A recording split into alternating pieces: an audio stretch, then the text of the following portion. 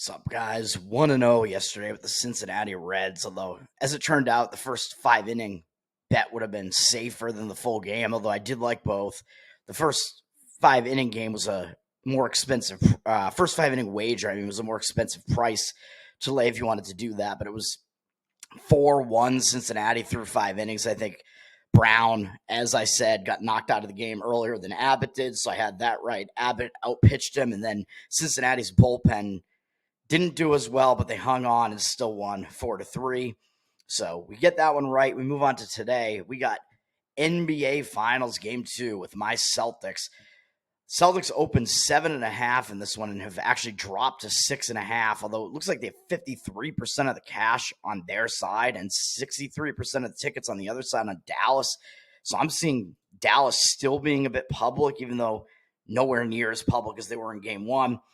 As we know, I was on the Celtics in Game 1 at the 6.5, and the Celtics won easily in a blowout. And whereas one of the reasons I was on the Celtics was because all the NBA commentators and analysts and whatever were all overreacting to what they saw last series, or the Celtics barely got by a weak Indiana team, and Dallas beat one of the best teams in the West, Minnesota. So Dallas obviously is the way better team. They're going to win this. They're going to win the series. The analysts, the public, were very heavy on Dallas, even though Dallas was an underdog. I thought it was a huge overreaction. And then, among other things, I think the Celtics have a lot of matchup advantages in this one, as we also saw in Game 1. But those are the reasons why I was I'm coming in on the Celtics here. But whereas that was the case in Game 1, or coming into Game 1, now because of the result of Game 1 where the Celtics wanted a blowout, now it's almost like you're going to have the tides shift to the other side. People are going to overreact to now what they saw in Game 1. Oh, shit, the Celtics are completely unstoppable. So everybody just overreacts to what they saw last, to one game. And that's something you never want to do in betting. And so I'm not going to do that. But I'm actually not going to play this game rather than come in on Dallas, although I lean to the Dallas side here.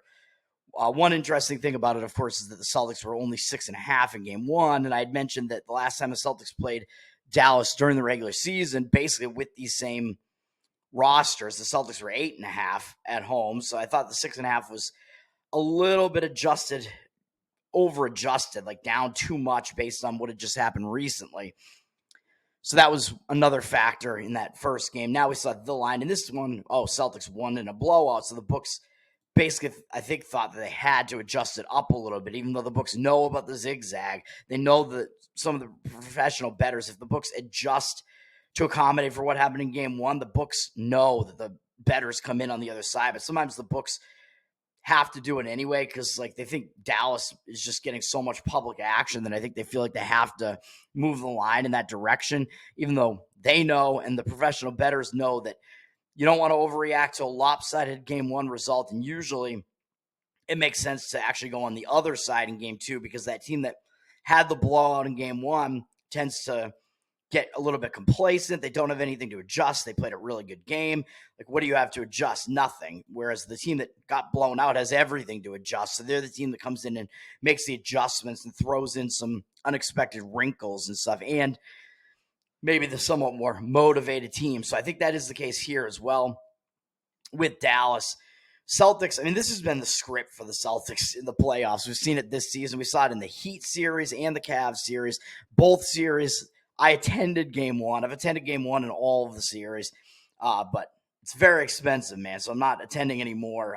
But Game 1 of every series I did, the Celtics won in blowouts in Game 1 in the Miami series and the Cleveland series. And then what happened? Well, they came out pretty overconfident and not really focused in the next game, Game 2, in both of those series, and they lost both of them outright, including getting blown out by Cleveland, which was just weird. It was like the Celtics really just didn't even show up at all. So we've seen that be the case multiple times, and the Celtics were double-digit favorites in those games, and they were facing teams that aren't as good as Dallas, and they're, of course, not a double-digit favorite in this game. They're significantly lower than that. The Indiana series 3, was a little bit different, where the Celtics actually came out and won in a blowout in Game 2. And I was on the Celtics in that game because Game 1, even though I was on the Celtics in Game 1 as well, and that one didn't get there. But the Celtics didn't play well in Game 1 against Indiana, so they got almost caught by Indiana in Game 1. So that actually caused them to be focused in game 2, in my opinion. Whereas in these other series where they blow the opponent out in game 1, they tend to just show up unfocused in game 2. So in that Indiana one, because the game was so close and they almost lost, they had to make the adjustments. They felt like they lost that game. They didn't play well. They made the adjustments and played a lot better in game 2. So this falls into the prior category, obviously, where the Celtics won in a complete blowout in game 1. So this is the spot where the Celtics could take their foot off the gas, overlook the opponent, get complacent, and Dallas could be the team that has a bunch of adjustments to make and could come in within this number. And after seeing game 1, I'm surprised that 62% of the tickets would be on Dallas. I don't see how any recreational bettor would want to play Dallas after seeing that. Like, it seems way, way, way too terrifying to come in and take the points with Dallas here. But that is definitely the side that I agree with in this particular spot here. But I think it's a little bit questionable still, though, because still the line being in like 6.5, 7 range still isn't that much value on Dallas, in my opinion. I still think the Celtics probably should be closer to about an 8-point favorite here, maybe 7.5. And the other problem is, like I was just mentioning, and I mentioned in game 1, the Celtics have some matchup edges in the series that could push them over the hump in any given game, really, where we saw it happen in game 1. And it's possible that that could just continue because, like, Porzingis is a huge matchup problem. I mean, he's a 7'2" guy who goes out to the perimeter and takes 3-pointers and stuff. And the Mavs are a much better interior defense, paint defense. They don't really have an answer to what the Celtics run offensively. They run basically everybody in and out on the perimeter, take a ton of threes. Dallas not good at defending the 3. And that was the script in game 1 for the Celtics. And it's been the script for the Celtics all season, really. This is what the Celtics do. They hit you with just a giant quantity of 3-pointers, and they hit enough of them that they win the game for the most part. They're not a bad three-point shooting team, and it's not like they're shooting it like at an unsustainable rate. I think they probably hit, like 37% or so from 3 in game 1. It was not like any crazy percentage or whatever, so there's no reason why they couldn't continue that. But it is possible they go colder from 3 at some point and just are not making those shots and get a little bit overconfident. But still, the Celtics do have those matchup advantages there. And what else was I going to say? I don't even remember what else I was going to do. Well, it is possible that because this is the finals now and the Celtics lost in the same spot in the Golden State series 2 years ago, the Celtics were in the same spot. They won game 1 at home. They were the favorite. They came out flat in game 2, I'm pretty sure, and they lost game 2. And then wound up winning game 3 on the road and then losing 3 in a row after that, I'm pretty sure is how it went down. So the Celtics obviously do know that. They have a lot of the same players that they had then, and they have a lot of the same players that they had in the series against Miami last year. And, of course, they remember these series coming up in this year's playoffs as well. The Celtics have been really, really bad in these game 2s, and maybe they know that. And because this is the finals now, because they've lost so many of these games, that might actually have them still focused here, where they'll figure, like, we can't let up right now. So maybe that's true. So that makes it a little bit more dangerous, I think, to come in and take Dallas here, although that is the side that I would lean to, as I keep saying. What else was I going to say here? I think it makes sense. Probably game 3 is going to be a play one way or the other, depending on the result of this game, where if the Celtics win this game and go up 2-0, I think it makes sense to come in and take Dallas at home. I think they'll be like a small underdog probably in that range at home in game 3. And I think it would make sense to do that. But if the Celtics lose this game, or maybe even if it's a close game, I don't know. But if the Celtics lose this game outright, that's like, again, that would be similar to the Cleveland series and the Miami series this year. The Celtics then leave home pissed off, go out on the road, show up and play a really good game and play focus again on the road. So if that happens, I think that's the strongest thing. The strongest play to make would be if the Celtics lose this game, it would be to take the Celtics, lay the small price with them on the road in game 3. I think that would be, you want to wait for that, I think. So I'm going to skip the side in this one. There are a few other reasons why you might want to play Dallas in this one. Dallas in the playoffs this season, coming off a loss. I think they're undefeated against the spread. I think they're 5-0 in the playoffs this season, coming off a loss. And I think they're also really good in game 2s as well. I think they've lost multiple game 1s in the playoffs. And each time it happened, they won game 2. So I think there are more reasons, and the situational aspects of it line up on the Dallas side. Like I said, it's just not, I don't think it's strong enough just because they're still at matchup disadvantages and stuff like that. And there's still reasons why it's possible the Celtics might show up here. So I think it's not that strong. And the market indicators have the cash on the Celtics side with the tickets on the other side still. So that would worry me a little bit too. So I'm not going to play the side. I won't play the total either, but the lean on the total here, oh man, I'm taking a long time to talk about this one game. Lean on the total would be to the over in this one. The first game went way under, and I said I thought that the under was probably the right side in game 1 because you had well-rested defenses coming into this game. A lot of times it's kind of like a feeling out process, like what you see with the Super Bowl, where teams come in, they don't want to make mistakes. They play defense intensely early on. That was the case there, and the game went well under the total, I think. So now the books have actually adjusted it down, I think, at least a couple of points to where it's sitting at 214.5. And the teams just played, even though now it is the finals. So they had 2 days off now instead of 1 day off. But still, I think you're going to see less rested defenses coming into this one. And maybe the odds makers have adjusted the total down a little bit too much. So I actually lean to the over. I would agree with the public in this one because the public is just always on the over. But you don't always have to hate the side that the public is on. 70% of the tickets are on the over, 76% of the cash on the over.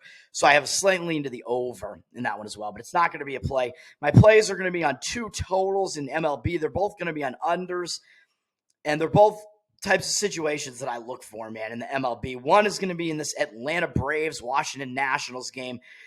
Neither team used that many relief pitchers yesterday, so I think the bullpen situation is fine to come in on the under. I think it's a little bit riskier in the next game I'm going to talk about too, but I still like the unders in both of these. So I'm coming in and playing the under in Braves Washington here, even though Washington's offense has been performing better than we expect this season because I don't think their offense is really that good. Atlanta's offense is very good, of course, so there is the danger in that. But the odds makers have put this total pretty high, I think, because Atlanta is a really good offense. It's actually up from 9 juice to the over, up to 9.5. Slightly juiced to the under still. I found a straight 9.5 at minus 110. So that is where I'm going. Straight 9.5. That sounds a little bit naughty. All right. And we got 77% of tickets on the over here, but 98% of cash on the over. I'm not sure I agree with that. The starting pitching matchup, I think, factors in large into this being an underplay here. So whereas I do think that the odds makers have had to adjust this total. I think the total's too high given what the starting pitching matchup is. I think it's had to adjust because the odds makers know the public likes to come in and play Atlanta Braves games over the total. I mean, they have one of the best offenses in baseball. Public's not coming in and playing an under on a Braves game. And yesterday's game was high scoring, 7-3, although the first 2 games in the series both went under. So there could be a little bit of recency bias here factoring in with the game went over yesterday. But like I said, neither team used that many relievers. I think both teams only used a few relievers yesterday. And the starting pitching matchup, we have 2 really young prospects pitching in this game. You know that's a situation I like to look for.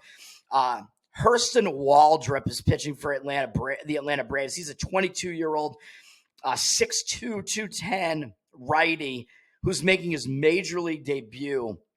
And he is one of the more highly considered prospects in the Atlanta Braves organization. For some reason, it seems like he might even have better scouting on him to some extent than Schwellenbach does, and they already brought him up. So the Braves have all these injuries in their starting pitching rotation right now, so they're bringing up some of these prospects.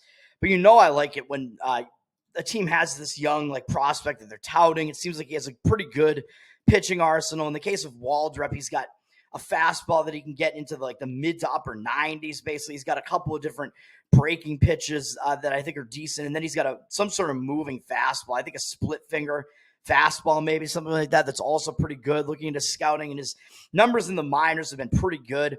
I think he's actually not even. I forget which, because I get these 2 pitchers confused now because I just looked at the scouting on both of them. But they've both done pretty well in the minors, and they both have pretty good strikeout rates in the minors.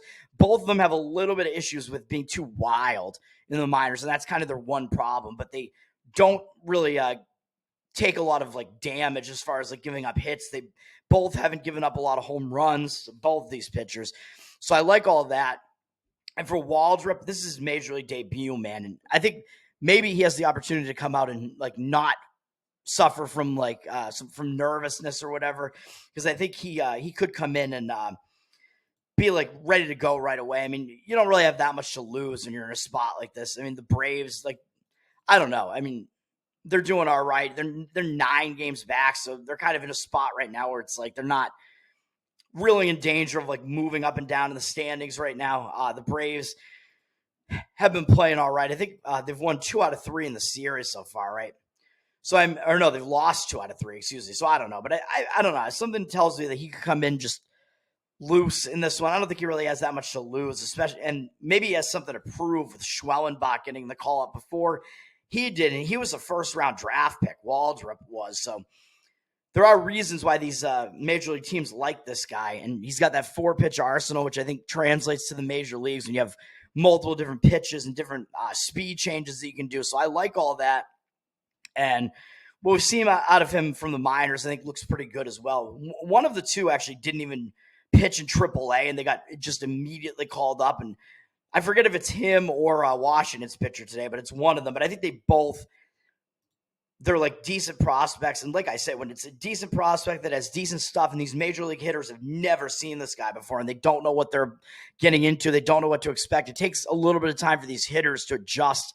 The pitchers have the advantage in the first couple go-arounds through those lineups. So I think we get that advantage on both sides of this matchup. So that is the case with Waldrop. Of course, this is his first major league start, so none of these guys have seen him before in the majors. And then on the other side, DJ Herz is pitching for Washington. Hertz rental cars? No, Herz.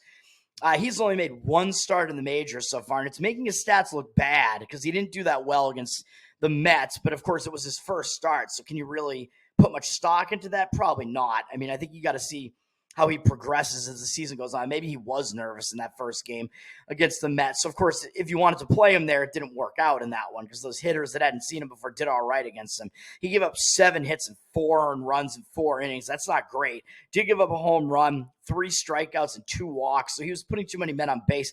Now that's skewing his numbers quite a bit. So that might also be helping give us like a total that's a bit high here with a 9 ERA and 2.25 whip. But again, it's based off of 4 innings of work. So what can you take away from that? Not much, I don't think. DJ Herz, I mean, he's also a pretty tall guy, 6'2", a little bit less hefty than Waldrop is at 197, 23, so he's a year older. Both these guys very, very young still. They're both right. No, I was going to say, I thought Herz was a lefty. He is a lefty. I'm looking at this wrong. He bats right-handed, but he throws lefty.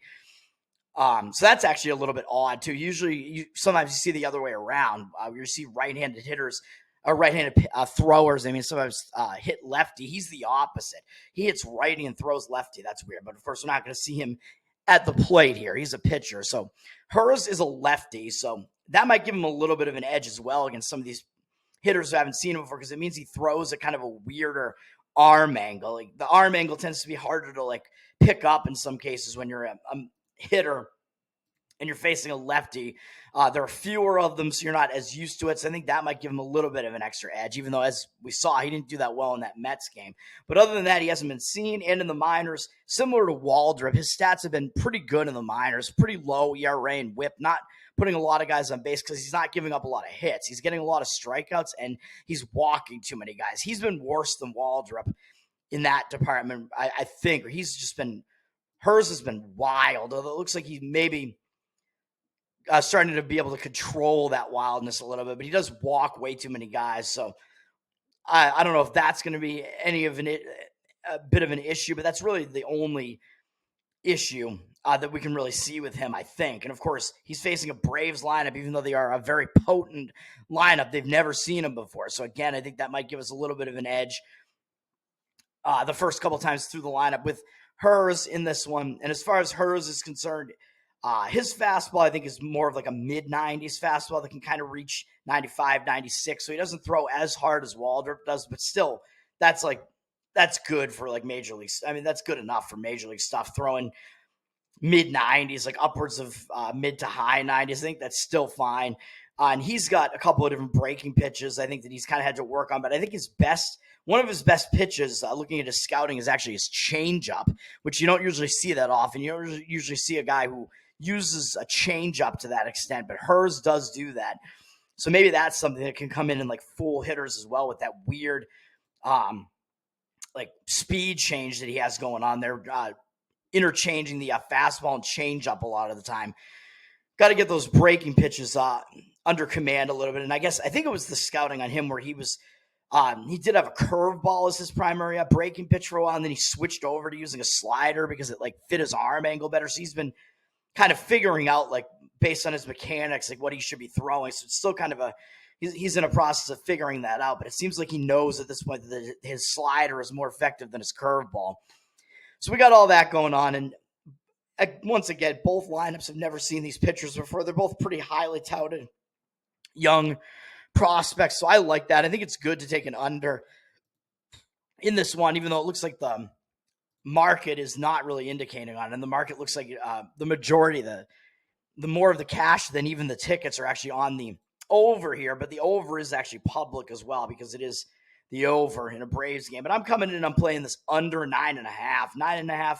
9 is a key number in baseball as well, because if you have a 4-4 tie, that ninth run breaks the tie. So getting it under the 9.5, I think I like it. And you're going to need both lineups to really like probably be able to do some damage to get this thing over a somewhat higher total like that. And I'm not sure that that's going to be the case. So I like the starting pitching matchup for this, and the bullpens are not really taxed. So I like it. Then we're going to an interleague game because, this is part of my bread and butter, man, is these unders in these interleague games because these pitchers are less familiar to these hitters, and that is the case with Minnesota and Pittsburgh. I'm going under this one, and this one has gone up as well in the market a little bit, from 7.5 juice to the over up to 8. You can get this one at under 8 straight up basically everywhere right now at minus 110. Looks like 71% of the cash on the over, so again, we have a public over here, which is a little bit stranger in a Minnesota-Pittsburgh game. I don't know what recreational bettors are coming in and playing an over with these two teams, but we do see 77% of the cash also on the over, which worries me a little bit, but I'm sticking to what I tend to do, man, in analyzing these pitching matchups. And I like this thing to go under, even though both games in the series have gone under so far. Minnesota has scored 0 runs in the series so far. So does that mean we're getting a line that's adjusted too low in this one? I don't really think so, because I think the pitching matchup is actually really good on both sides of this pitching matchup. Of this game, I guess I should say. So I like that. So I'm not really that worried that the odds makers have had to adjust this like lower based on the other two games. I think maybe they possibly haven't done it because Bailey Ober for the Twins hasn't been pitching that well recently. So maybe the books have had to kind of not adjust it that low because of that. And they know who Jared Jones is. And Jared Jones has been pitching a little bit less well recently, I guess I would say. So maybe that's keeping the odds makers in check a little bit as far as how low they're going to line this total. But I think I still like it. And then, yeah, again, like I said, we have seen very little scoring in this series so far. It's 7 runs total in 2 games in the series. So, yeah, that does worry me a little bit. But it does also tell you that, I don't know, Minnesota's offense just has been struggling recently. Pittsburgh's offense isn't really that dangerous either, really. Yesterday, we saw the Twins use 3 relief pitchers. They really didn't use their bullpen that much. The Pirates did actually use their bullpen a bit. They used 5 relief pitchers, which worries me a little bit. But one of them was Ortiz, who came in for 4 1/3. So he came in a long relief role because I think Mlodzinski, who started for Pittsburgh, I think they expected him to just throw a couple innings and then get out of there because he didn't even give up any base runners, I don't think, and they still took him out. He was coming out of the bullpen, so I think the Pirates just wanted him to get them a couple innings and then move on from there. So that's what they did yesterday. And then they did use a couple of their relievers that they used yesterday for very little. Like they used Stratton for only 1/3 of an inning, 3 pitches. So I would imagine he's probably available again. So the fact that the Pirates used 5 relief pitchers yesterday isn't quite as bad as it looks. Although probably Bruihl, Holderman, and Bednar will probably all be unavailable today. And a couple of those guys are some of their better relievers. So that's a little bit concerning, but I don't think it's concerning enough to want to stay away from this one. So Bailey Ober is pitching for Minnesota. I still like him, even though I think maybe we're actually getting some value on an under here because Ober's been struggling recently. He's got a 4.94 ERA this year, but as I keep saying with him, the rest of his stats indicate that ERA is misleadingly high, man. He's got a 1.13 whip, so he's not putting that many men on base. 60 strikeouts in 62 innings. That's a decent strikeout rate. Only 16 walks. That's a good strikeout walk ratio, and only 54 hits allowed. So he's not really giving it up that much. He had one really bad start to open the season, giving up 8 runs on 9 hits and 1 1/3. So that's skewing his numbers a bit. Since then, he hasn't allowed more than 6 earned runs in any start, which was also against Kansas City. So his 2 starts against Kansas City were terrible. And if you throw those out, he's allowed 4 or fewer earned runs in every start except one, where he allowed 5 against Cleveland. He allowed 4 against the White Sox somehow. And other than that, he's allowed 3 or fewer in every one of his other starts. And he's allowed 2 or fewer in the majority of his starts, actually. 7 of his starts this season, he's allowed 2 or fewer earned runs, 7 out of 12 of them. So that's pretty good, man. He is coming off a big start against the Yankees, but they lost that game. He pitched mediocre in that one, gave up 3 runs in 5 innings. He walked 4 guys, which isn't good. But prior to that, I mean, the month of May, he had a 33-5 strikeout walk ratio. His strikeout walk ratio has been good, man. It's been good for a while now. And this is a guy, his career has been good.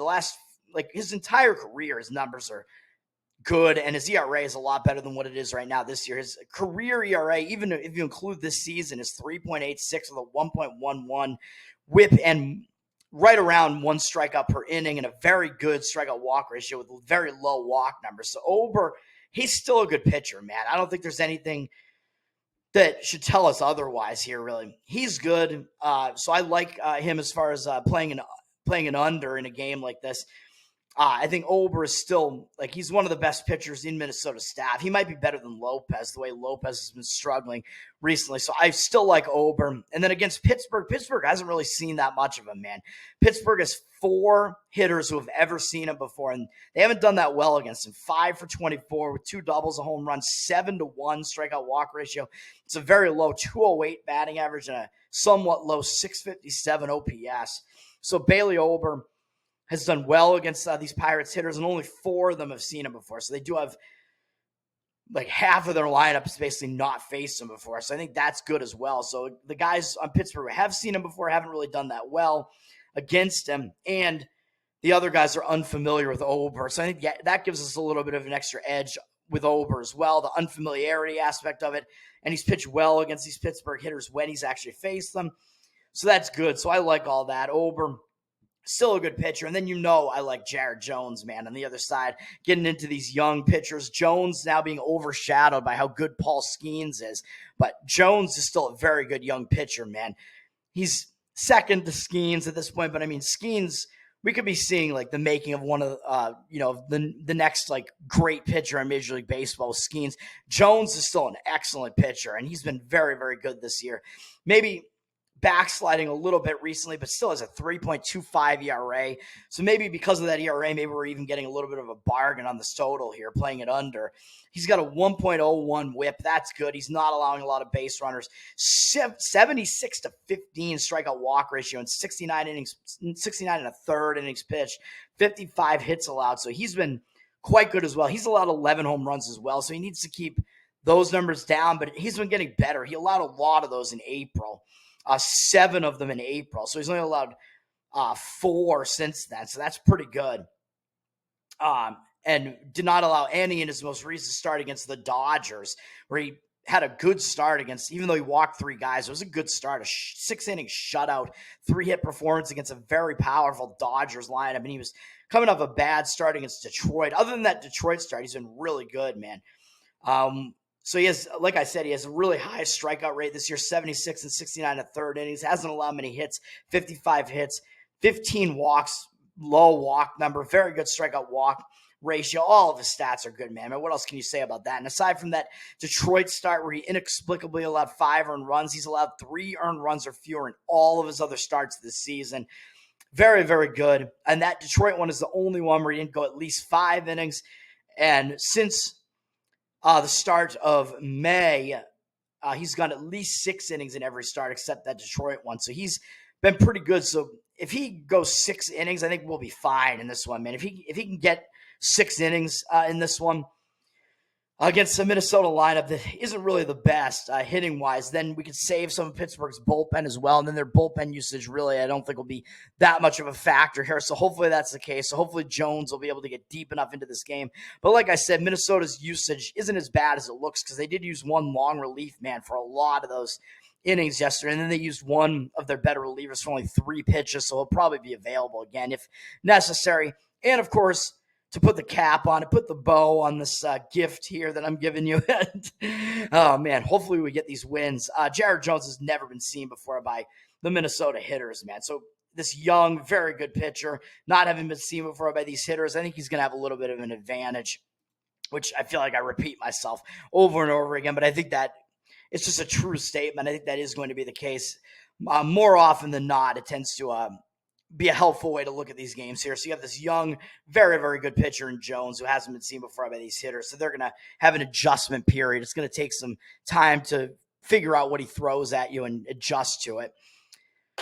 So that's going to do it for me, man. So the 2 actual plays today, I gave you my feelings on the NBA game today, and the actual plays, 2 full game unders, where my full game unders have been better than anything else in baseball. So hopefully that continues. Hopefully we get it going, man. I'm on a nice little mini run here to put me back in the black on the year. I want to get like significantly in the black so I can be like comfortable with another winning year. Right now we're not sitting comfortably. I've been on some nice runs, and I had such a bad run early on in like January, February this year that it really put me in a hole. And since then, I've been pretty consistent, like been all right. After I was treading water for a bit, I've been trending upward again. So let's do it, man. So those 2 plays, under 9.5 in Braves Nationals and under 8 in Twins Pirates. Let's get it, man. Peace.